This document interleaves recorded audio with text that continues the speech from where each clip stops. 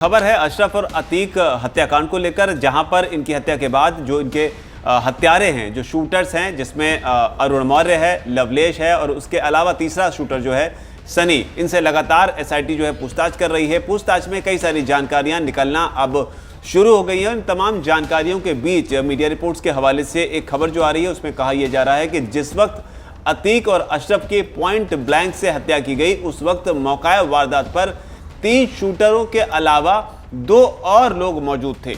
ये सनसनीखेज अपने आप में जानकारी है कि वहां मौके पर 3 नहीं बल्कि 5 लोग थे।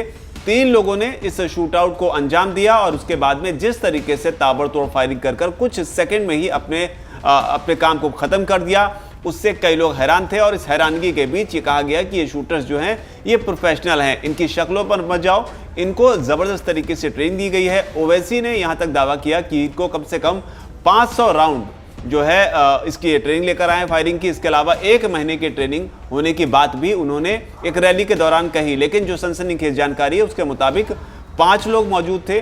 2 लोग उसी जगह पर थे जहां पर जिस अस्पताल में ये शूटिंग की गई। इन 3 लोगों के अलावा एक शख्स जो है वो बताया जा रहा है कि हॉस्पिटल के प्रीमिसेस में ही मौजूद था, जहां पर मौत के बाद अतीक और अशरफ की बॉडी गिरी थी, जबकि एक शख्स बताया जा रहा है इसमें प्रीमिसेस के बाहर मौजूद था। इसके अलावा जानकारी ये भी निकल कर आ रही है कि ये जो 2 शख्स एक्स्ट्रा थे और जो 2 लोग थे इन 3 के अलावा, वो उनमें से एक शख्स जो था वो प्रयागराज का लोकल ही था।